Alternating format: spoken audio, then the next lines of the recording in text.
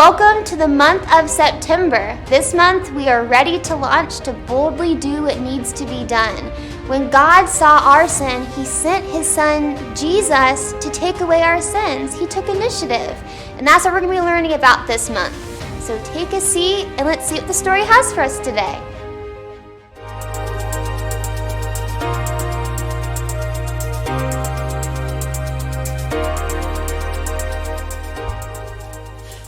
Good day, space travelers! It is I, Jacob, and I'm here to take you to the very edge of the universe, or at the very least, the very edge of initiative. Initiative is seeing what needs to be done and doing it. Initiative is very important. Too often we see what needs to be done and we don't do it, usually because flashing red light. Red light? What could that mean?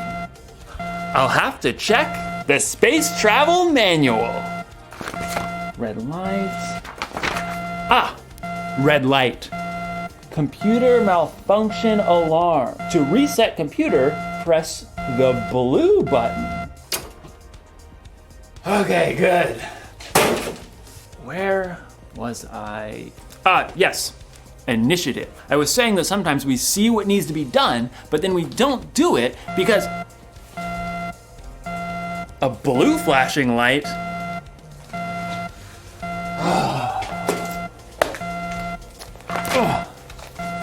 Blue light, blue light, blue light, blue light. Clogged toilets.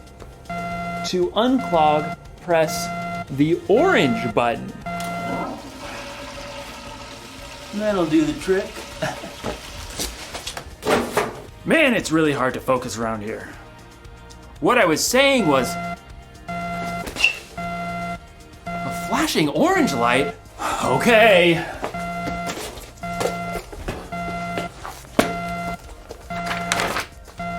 Orange light, orange light. In today's story, we'll hear more about Nehemiah rebuilding the wall around Jerusalem. A really difficult job. Orange light. Got it. Whew. I hope Nehemiah doesn't lose focus. Oh man, what could that alarm be? Oh, I just got a text message. See you in a few.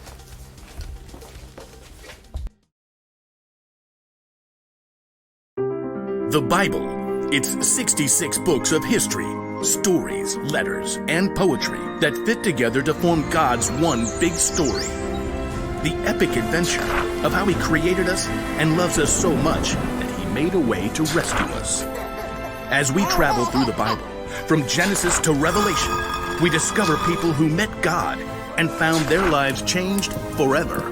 Now, for an amazing story, inspired by the book of Nehemiah, chapters 2, 4, and 6. When Nehemiah traveled to Jerusalem and surveyed the broken down walls, he saw immediately what had to be done.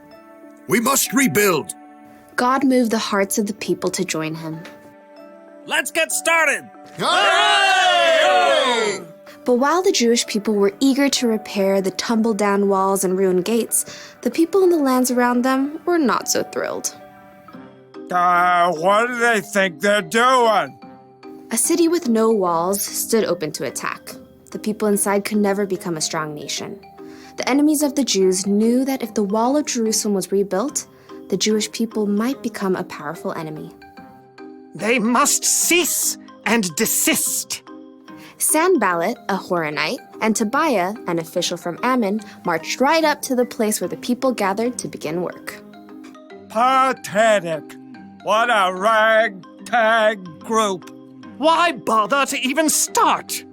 You shall never finish. Plus, the king is gonna think you're trying to take over.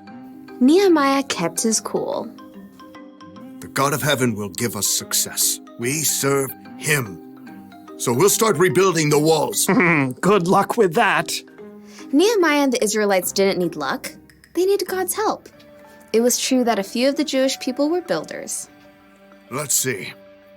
We've got priests, nobles, goldsmiths, perfume makers, farmers, grape growers, shepherds, any stonemasons. Well, let's get organized. Where he could, Nehemiah assigned each family group to work on a section of the wall closest to their home. Eliashib, you and the other priests will rebuild the sheep gate. Then, work on the wall up to the Tower of the 100. On it! Hassanah's family, I want you to work on the fish gate, lay its beams, and repair the doors with metal bolts and bars. We've got this! Nehemiah continued to give each family or group a part of the wall to rebuild. Old and young, men and women, they put everything they had to gather the fallen stones and hewing beams. In a short time, the wall began to rise again.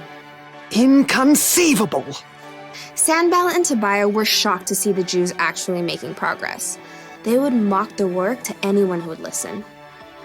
Do those Jews think they can make the wall new in a single day? Preposterous! The stones are all scattered and piled up like garbage. I suppose an itty-bitty fox tried to climb up on that excuse for a wall.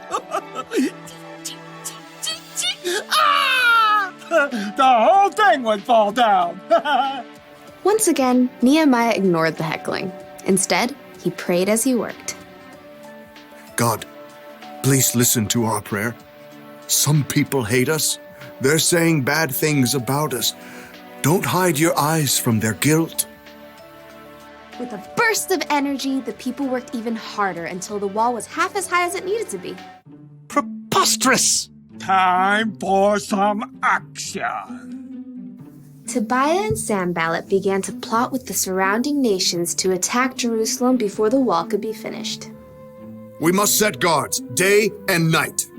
Even with guards in place, enemies threatened, and the Jews were exhausted. There's rubble everywhere, and our enemies say that no matter where we are, they'll attack. Nehemiah refused to be distracted. He stationed families at the weakest parts of the walls, armed with swords, spears, and bows. Don't be afraid. Fight for your families. From that day, everyone carried their weapons, even as they worked. If you hear the sound of the trumpet, run to join us. God will fight for us. Nehemiah and the Jews worked from the very first light of sunrise until the stars came out at night. At last, the wall itself was finished. It's full height. All the gaps are filled. Yeah! But we can't rest yet. The entrance gate still must be repaired. Sanballat was furious, but he had another play to make. So he sent a message to Nehemiah, who was working high on the wall. Sanballat says, "Come, let's talk with one another. Let's meet in one of the villages on the plain of Ono." Oh no, I don't think so. Nehemiah knew perfectly well they were planning to harm him, but he stayed focused on the work and sent his own messenger to Sanballat. Nehemiah says, I am working on a huge project. Why should the work stop while I leave it? Why should I go down and talk with you? Inconceivable! Try again. 5 times, Sanballat sent messages. He even threatened to tell the Persian king that Nehemiah was trying to make himself king. Tell Sanballat you're just making that up. Oh, I'll have to send another message. Time for a new strategy. Sanballat made one last desperate attempt. He hired a man named Shemaiah to make Nehemiah look bad with his own people. Nehemiah, some men are coming at night to kill you. Let's go hide in the temple and lock the doors. Nehemiah knew that God had not sent Shemaiah. Should a man like me run away? No, I won't go. Once again, Nehemiah saw through the tricks of his enemies. Instead of hiding away and looking foolish, he trusted God and doubled down on the work. On the 52nd day of work, the wall and gates were finished. No! The wall had been finished in record time by a group of ordinary, everyday people. It was clear to everyone that God had helped Nehemiah and the Jews stay focused and finish strong.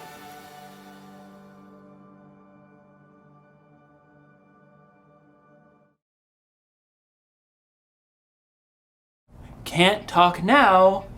Gotta focus. Sorry about that. It's so easy to get distracted sometimes, isn't it? I mean, you probably don't get distracted by alarms and flashing lights, but there are a lot of things that can distract you. When you're supposed to be focusing on homework, you might get distracted by the TV or the internet. When you're supposed to be cleaning your room, you might end up playing with your toys. When you're supposed to be listening to your teacher, you're making funny faces at your friends. We get distracted by our stuff, by other people, even by our own thoughts and worries. There's so many things fighting for our focus. It can be overwhelming. I mean, look at Nehemiah. He was rebuilding the wall of Jerusalem. He had enemies on the outside and people fighting with each other on the inside. It would have been so easy for him to get distracted, but he stayed focused. I mean, look at Jesus. There were a lot of things that could have distracted Jesus from doing what he came here to do. But he stayed focused on what was most important, saving the world and making it possible for us to have a relationship with God. Staying focused isn't always easy, but when you focus, you can get things done quicker and better. So, the one thing to remember today is this: stay focused on what needs to be done.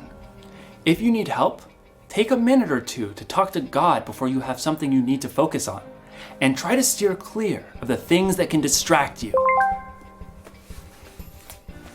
I'm putting you on silent, and when in doubt, consult the Space Travel Manual, if you have one. What do all the lights mean? All the lights, all the lights, all the lights, all the lights. Oh. Dance party.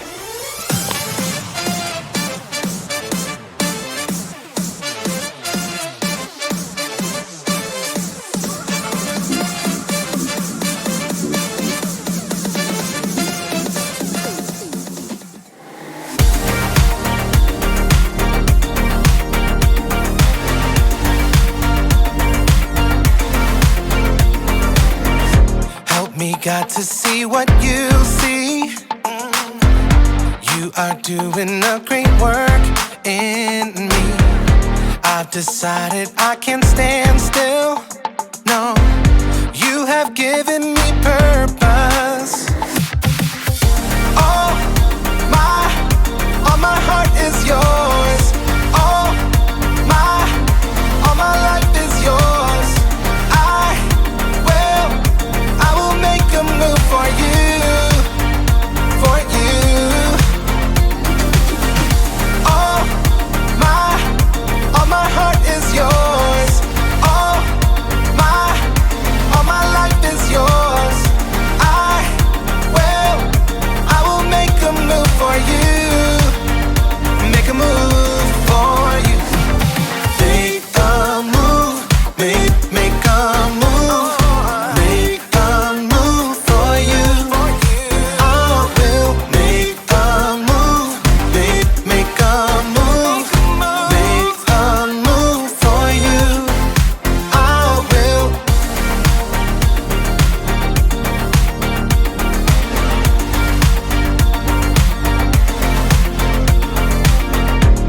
Take up the call to serve you. You have given me a job to do. I wanna love the world just like you. Yeah, you have given